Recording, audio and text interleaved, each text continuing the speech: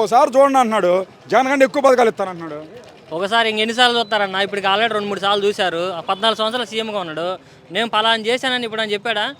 వాళ్ళ మీద నిందలు చూపిస్తున్నారే కానీ నేను అది చేసా ఇది చేశాను ప్రజలకు ఏం చెప్పింది లేదు. ఇప్పుడు జగన్ని ఏకాడికి విమర్శిస్తున్నారే కానీ నేను చేశాను ఇది చేశాను నాకు ఇది నమ్మి ఓటేయండి అని చెప్పేసి అన్నట్లా.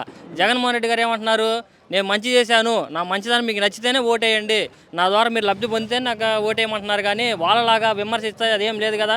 వాళ్ళు ఎంత రెచ్చగొట్టం చేసినా కానీ ఇతనేం రెచ్చిపోవట్లా. మామూలుగా సానుకూలంగానే మాట్లాడుతున్నారు, ప్రజలతోనే నమ్మకంగా మాట్లాడుతున్నారు. ప్రజలందరూ సిద్ధంగా ఉన్నారు ఎప్పుడెప్పుడు సీఎం చేసుకుందామని చెప్పేసి. వాళ్ళకైతే ఈసారి డిపాజిట్లు కూడా దొరకవు. మరి జగన్ పాతాలను దొక్కేస్తా అన్నాడు పవన్ కళ్యాణ్. పాతాలను దొక్కేవాడైతే సింగిల్గా వచ్చి పోటీ చేయాలి కానీ పొత్తులు పెట్టుకొని వాళ్ళు ఎమిడిపోయి ఇతను చేసేది ఏందన్న?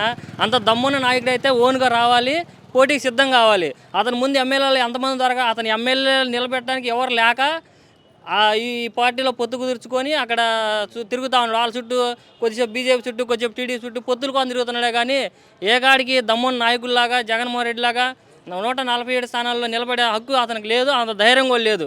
లేకనే ఈ చెక్కల శాస్త్రాన్ని చేస్తున్నాడు. 170 సార్లు. మరి ఎలక్షన్ చేయాలంటే డబ్బులు ఉంటే డబ్బులు ఖర్చు అవుతాయి, 24 సీట్లు మనకి ఎక్కువ అని చెప్పి స్వయంగా అతనే ఒప్పుకుంటున్నాడు. మరి ఇప్పుడు కాపులు ఎంతవరకు సపోర్ట్ చేస్తారంటారు? కాపులు ఎంతవరకు సపోర్ట్ చేస్తారంటే ప్రతి ఒక్కళ్ళు జగన్మోహన్ రెడ్డి గారికి లబ్ధి పొందిన వాళ్ళన్న. రేపైతే ఎవరు అతను ఓటేసే ఛాన్స్ అయితే లేదు.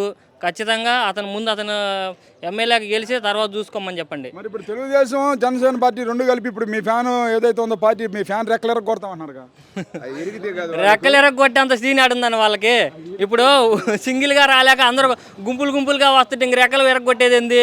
ఇప్పుడు 14 సంవత్సరాలు సీఎం ఉన్న అతను అంత ధైర్యం గల్లోడు.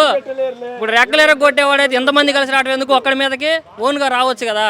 ఓన్గా వచ్చే దమ్ము లేకనే ఇంతమంది ఇంకా ఇంకెవడని కలిస్తే బాగుంటారా బాబు అనుకుంటున్నారు వాళ్ళు. ఇంకెంతమంది వస్తారు చూస్తున్నారు. ఇప్పటికి కూడా అన్ని స్థానాల్లో సీట్లు ఇచ్చే అవకాశం లేక ఇంకెవరైనా వస్తారని చూస్తూ ఉన్నారు వాళ్ళు. ఇప్పటికి కూడా అంత ఛాన్స్ లేదు వాళ్ళకి. జగన్ గెలుస్తాడు మళ్ళీ రేపు పక్కా 100% సీఎం అతనే, తిరుగులేదు ఇంకా.